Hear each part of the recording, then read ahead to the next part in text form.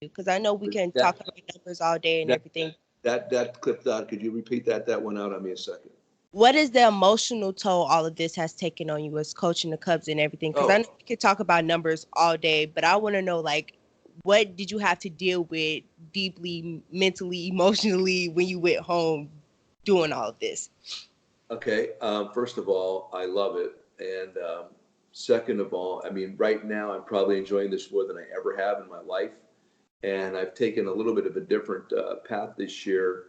I've done a lot of reading the millennial stuff, which a lot of I think is overblown. Some of it probably is real, but the biggest thing is I've really tried to, and I've not only tried to have really interact with the players even more because they wanted it.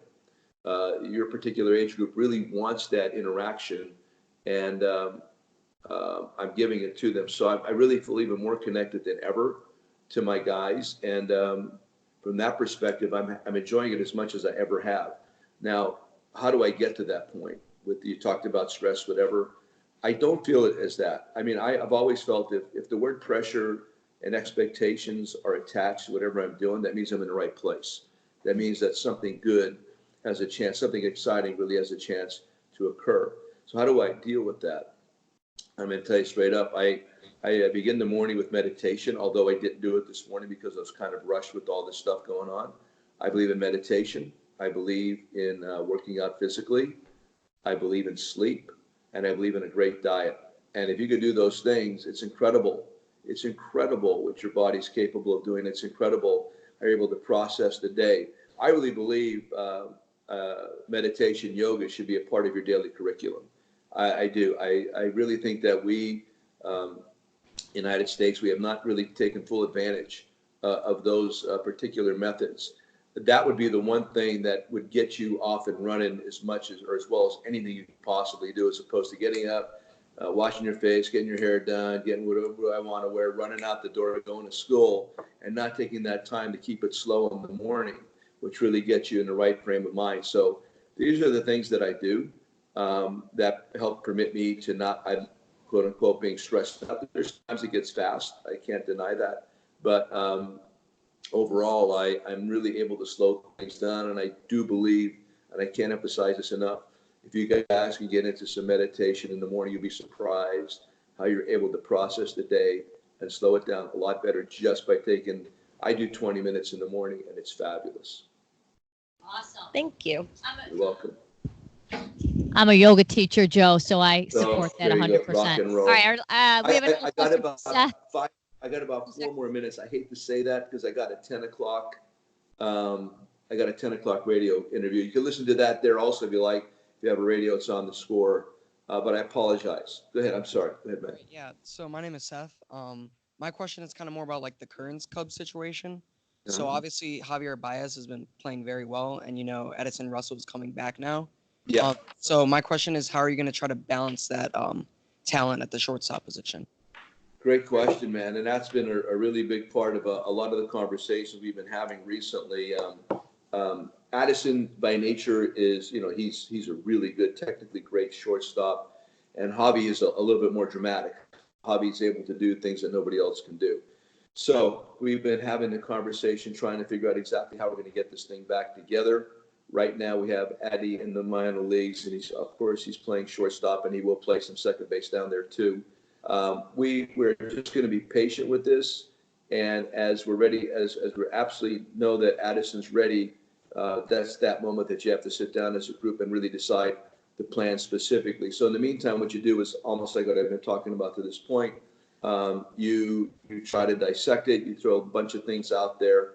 It's kind of like that intuitive moment I think is going to occur when we really have to do it by discussing in advance a variety of different potentialities when it comes to the moment of making a decision. Did you ever read the book Blink by Malcolm Gladwell about intuitive thinking? It's fantastic. I would suggest that because sometimes I was always concerned that when I made a quick decision, I thought, man, is that by the seat of my pants? But I finally figured out it's just my years of experience. My years of experience coming together in a moment, and all of a sudden you make a decision, that blink moment, intuitive thinking, that's, I think, what this is going to eventually evolve to. Soon. It's got to be soon. You're right. So that's where we're at. It's an open discussion. It's straight up. It's trying to figure out all the potentialities of it, what's the right and wrong things to do. And then we'll have that blink moment right before we'll go with it.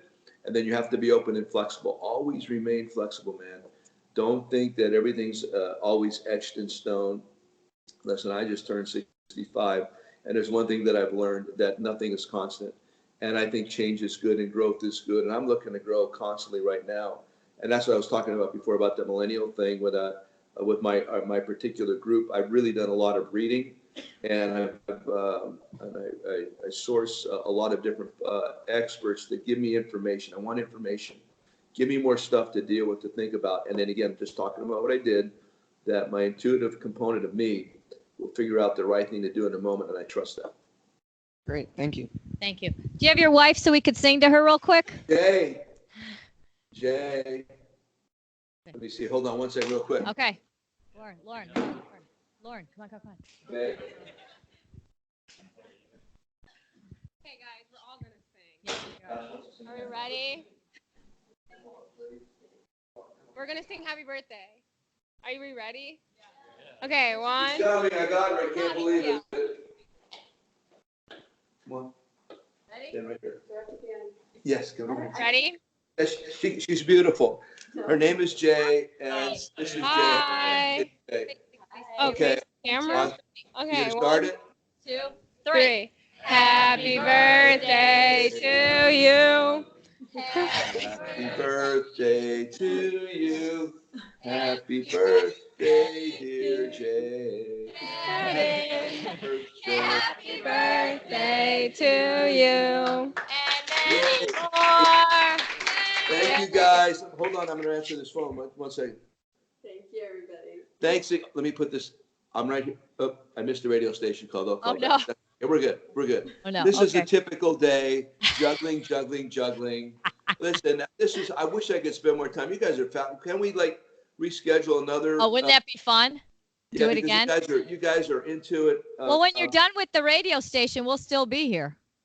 Oh, you will. Yeah, we'll be here till 12:30.